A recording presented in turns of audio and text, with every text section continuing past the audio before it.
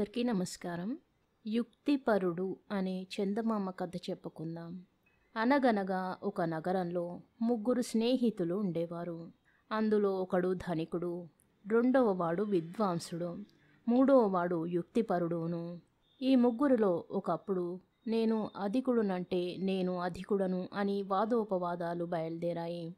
అప్పుడు వారిలో ఒకడు, అబ్బాయి, ఈ నగరపు రాజకుమారి నేను పురుషుల ముఖం చూడను అని శబదం పట్టి పురుషుల కంటపడకుండా ప్రత్యేకం ఒక మేడ కట్టించుకొని అందులో ఉంటున్నది. ఆ రాజకుమారితో మాట్లాడి ఆమెను పెళ్లాడిన వాడే సమర్థుడని చెప్పే వరకు తక్కిన ఇద్దరు అందుకు ఒప్పుకున్నారు. వెంటనే ధనికుడు రాజకుమారికి తెలిసేలాగా సంతర్పణలు, సమారాధనలు, దానాలు, ధర్మాలు చేయనారంభించాడు. తన ఖజానాలో ఉండే వజ్రాలు, వైఢూర్యాలు, నవరత్నాలతో పొదిగిన ఆభరణాలు ప్రదర్శించడం ప్రారంభించాడు. రాజకుమారి తనను మెచ్చి పలకరించకపోతుందా అని అతను కనిపెట్టుకొని ఉన్నాడు. ఈ ధనికుని ఐశ్వర్యాన్ని గురించి, దాతృత్వాన్ని గురించి దాసీలు రాజకుమారితో చెప్పగా ఆమె ఆ మనిషి స్త్రీయా పురుషుడా అని అడిగింది. పురుషుడే అని చెప్పారు దాసీలు. అయితే పురుషుల విషయం నా ముందు చెప్పుబోకండి అని రాజకుమారి చీదరించుకున్నది. ఇది విని ధనికుడు తన ప్రయత్నాలన్నీ మానుకోవలసి వచ్చింది. తరువాత విద్వాంసుని వంతు వచ్చింది. అతను రాజవీధిలో మకాం వేసి పరకాయ ప్రవేశము, అదృశ్యకరణి మొదలైన విద్యలన్నీ అతి చమత్కారంగా ప్రదర్శించసాగాడు. ఈ విద్వాంసుని ప్రజ్ఞను గురించి దాసీలు రాజకుమారితో చెప్పే వరకు ఆమె సరే, ఇన్ని ప్రజ్ఞలు చూపుతున్న ఆ మనిషి పురుషుడా స్త్రీయా అని అడిగింది. పురుషుడే అన్నారు దాసీలు. చచ, పురుషుల విషయం నా ముందు చెప్పకండి. మళ్ళీ ఎన్నడైనా ఇటువంటి సంగతి నా చెవిన వేశారంటే తల కొట్టించి కోట గుమ్మానికి వేలాడదీస్తాను అంటూ రాజకుమారి హెచ్చరించింది. ఇది తెలిసి విద్వాంసుడు కూడా నిరాశ చెంది మరలిపోయాడు. చివరకు యుక్తిపరుని వంతు వచ్చింది. యుక్తిపరుడు వెళ్ళి రాజకుమారికి వాడుకగా పువ్వుల మాలలు అల్లి ఇస్తూ ఉండే ఒక ముసలమ్మ ఇంట బస చేశాడు. ఒక రోజున యుక్తిపరుడు ఎక్కడివో చిత్రమైన రకరకాల పువ్వులు పట్టుకువచ్చి దండగుచ్చి ముసలిదానికిచ్చి, అవ్వా, ఇవాళ పూలమాల నేను కట్టాను. ఈ పూలమాల తీసుకువెళ్ళి రాజకుమారికి ఇవ్వు. ఆమె చూచి సంతోషించి దీనిని ఎవరు కట్టారు అని నిన్ను అడుగుతుంది. అందుకు బదులుగా, నిన్నటి రోజున మా అక్క కూతురు ఊరు నుంచి వచ్చిందండి, ఈ దండ ఆమె కట్టింది అను. తరువాత మళ్ళీ రాజకుమారి ఏమి అంటుందో వచ్చి నాతో చెప్పు అన్నాడు. అవ్వ అతను చెప్పినట్టే చెయ్యగా రాజకుమారి చాలా సంతోషించి, అవ్వా, నీ అక్క కూతురును నేను చూడాలి, రేపు నీతో వెంటబెట్టుకు రావలసింది అన్నది. ముసలమ్మ ఇంటికి వచ్చి యుక్తిపరునితో జరిగిన సంగతి చెప్పింది. మరునాడు యుక్తిపరుడు స్త్రీ వేషం ధరించి అవ్వ వెంబడి రాజకుమారి భవనానికి వెళ్ళాడు.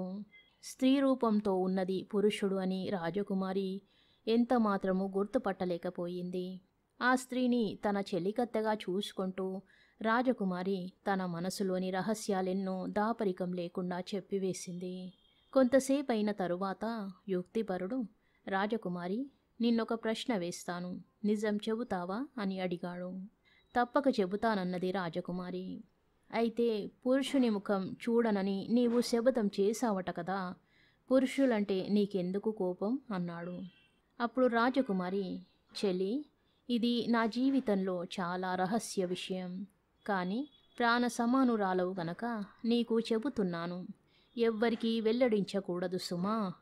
అసలు విషయం ఏమిటంటే, వెనుకటి జన్మలో నేను నా భర్త మృగాలుగా ఉండేవాళ్ళం. ఒకనాడు ఇద్దరము వేటగాని వలలో చిక్కుకోగా గర్భిణి అయి ఉన్న నేను తప్పించుకుపోలేకపోయాను. కానీ నా భర్త నా గొడవ తలచనైనా తలచక తన దారిన తను పోయాడు. ఇక గత్యంతరమేముంది, వేటగాడు నన్ను పట్టి చంపివేశాడు. అప్పటినుంచి స్వార్థపరులైన మగవాళ్ళంటే నాకు పరమాసహ్యం. కనుకనే మగవాని ముఖం చూడను అని అప్పుడు నేను ఒట్టు పెట్టుకున్నాను. నేను పూర్వజన్మ స్మృతి కలదానను. అందుచేత ఈ విషయం జ్ఞాపకముంచుకొని నీకు చెప్పగలిగాను అని చెప్పింది. ఇది విని ఇంకా ఉంటే తన వేషం కాస్త బయటపడుతుందనే భయంతో యుక్తిపరుడు మరి ఒక్క క్షణమైనా అక్కడ నిలవక ఇంటికి వెళ్ళిపోయాడు. తరువాత అతను ఒక యతీశ్వరుని వేషం వేసుకొని రాజుగారి కోట పక్కన తోటలో మకాం ఏర్పరచుకున్నాడు. అక్కడ ఉండే తోటమాలితో యుక్తిపరుడు, అబ్బాయి, నా కోసం మగవాళ్ళు ఎంతమంది వచ్చినా రాని, కానీ స్త్రీలను మాత్రం రానియకు, జాగ్రత్త. స్త్రీలు వచ్చినట్టయితే శపించి వేస్తాను అని చెప్పే వరకు ఆడపురుగైన ఆ యతీశ్వరుని వద్దకు రాకుండా తోటమాలి కాపలా కాస్తున్నాడు.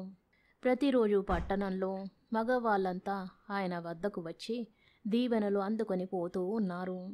యతీశ్వరుని ప్రఖ్యాతి క్రమంగా రాజుగారి చెవిన కూడా పడింది. ఒక రోజున రాజు స్వయంగా ఆయన వద్దకు వచ్చి, మహానుభావ, తమరు మా కోటకు దయచేసి మా గృహం పావనం చేసి మమ్మల్ని ధన్యుల్ని చేయండి అంటూ ప్రార్థించాడు. అందుకు బదులుగా యతీశ్వరుడు స్త్రీ ముఖం చూడననే తన శబదం ఆయనకు వెల్లడించాడు. అప్పుడు రాజు, స్వామి, మీ వ్రతానికి భంగం కలగకుండా చేస్తాను అని చెప్పి కోటలోకి ఆడవాళ్ళెవరూ రాకుండా కట్టుబాట్లు చేసి యతీశ్వరుణ్ణి అతి వైభవంతో తన భవనానికి తీసుకుపోయాడు. ఈ యతీశ్వరుని సమాచారమంతా ఎలాగో రాజకుమారి చెవులా పడింది.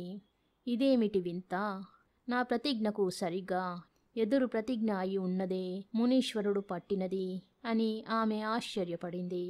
ఇటువంటి చిత్రమైన మనిషిని చూసి తీరాలని రాజకుమారి తన అంతఃపుర కిటికీకి ఒక తెర కట్టించుకొని యతీశ్వరుని తొంగి చూస్తూ అతను చెప్పేదంతా శ్రద్ధగా ఆలకించుతూ ఉంది. రాజు గొప్పగా స్వామిని పూజించి అఖండమైన భిక్ష చేయించి చివరకు, స్వామి, నాకు ఉన్న సంశయాలన్నీ తీర్చారు, కానీ ఒక్కటి మాత్రం ఉండిపోయింది. తాము ఎందువల్ల స్త్రీ ముఖం చూడరో కారణం చెప్పాలి అంటూ పట్టుదలగా అడిగాడు. రాజా, నీవు ప్రాధేయపడుతున్నావు గనక చెబుతున్నా విను. వెనుకటి జన్మలో నేను నా భార్య మృగాలుగా పుట్టాము. ఒక రోజున మేము ఒక వేటగాని వలలో చిక్కుకున్నాము. అప్పుడు గర్భిణిగా ఉండిన నా భార్య నన్ను వదిలేసి తను మట్టుకు తప్పించుకు పారిపోయింది. కనుక స్త్రీ జాతి ముఖం చూడకూడదు అని నేను ప్రతిజ్ఞ చేశాను. పూర్వజన్మ స్మృతి కలిగి ఉండడం చేత ఈ కథ జ్ఞాపకం ఉంచుకొని వెల్లడి చేయగలిగాను అని మునివేషంలో ఉన్న యుక్తిపరుడు చెప్పాడు. ఈ మాటలు కిటికీలో నుంచి విన్న రాజకుమారి గబగబా కిందికి దిగి వచ్చి యతీశ్వరుని ఎదుట నిలబడి, అయ్యా, నీవు అబద్ధం చెబుతున్నావు. వలలో నుండి తప్పించుకొని పోయింది ఆడమృగమా మగమృగమా? నిజం చెప్పు. వెనుకటి జన్మయందు ఆడమృగమై పుట్టింది నేను. వలలో చిక్కుకొని వేటగాని చేతిలో చచ్చింది కూడా నేనే. నిజం కప్పిపుచ్చి ఈ సంగతి ఎవరికీ తెలియదు కదా అని నా పైన అబద్ధం చెబుతున్నావు. నిజానికి ఈ వృత్తాంతం నాకు, నా భర్తకు తప్ప మరెవ్వరికీ తెలియదు. కనుక నీవే నా భర్తవు అంటూ అతని చెయ్యి పట్టుకున్నది.